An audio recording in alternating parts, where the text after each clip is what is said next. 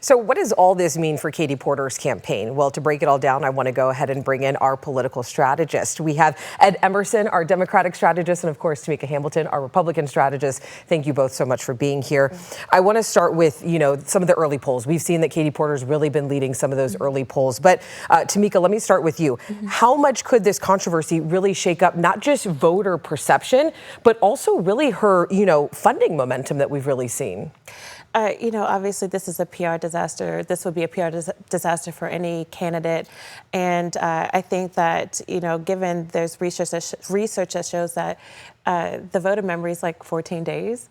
And so this is something that I think could just, kind of be glossed over in the next couple of months. But it's really up to how, just up to how time passes in terms of like with the holidays and everything coming up and how she bounces back. But right now she's in the lead. And just like the gentleman said before, it's one of those things where where people are just not really that concerned, but we'll see.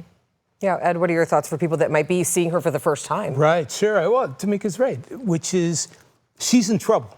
And she knows she's in trouble. What does she do now? It's not what you do when you get knocked down. It's what you do when you get back up. So this is a solar plexus shot. She's in serious trouble. Everybody got coverage today. All the other candidates who are dragging along. Who benefits? Everybody but Katie Porter. Well, that's what I was going to ask you is who benefits the most, do you think, out of the candidates if, her support slips? I think Villaraigosa is going to be able to launch off of this. He was on the record early.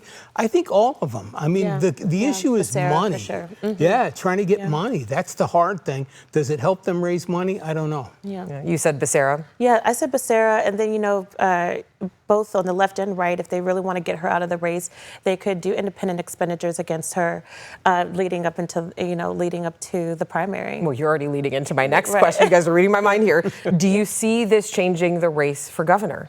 It really just depends on her temperament moving forward. I think that the statement that she put out was lacking the humility. I think that this is one of those times where you should get in front of the camera and talk, because we saw her in the camera speaking so negatively to her staff. She should get in the front of the camera and show some humility, not just put a statement out. I think that was the wrong move. Okay, and Ed, let me ask you, critics have labeled her emotional or unstable following this incident.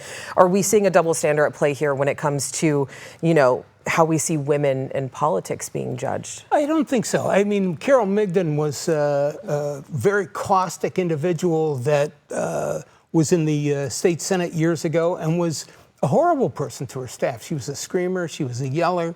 You can't do that. You can't exist in that state of mind where you're just trashing people, Right. That doesn't work. So I'm with Tamika again, which is she needs to go on camera and 50 of her staff people sitting behind her going, she never yelled at me. But Tamika, let me ask you, because we've obviously read a lot of comments, we're talking about this a lot. Is there a double standard at play when we talk about women in politics, especially with this reaction?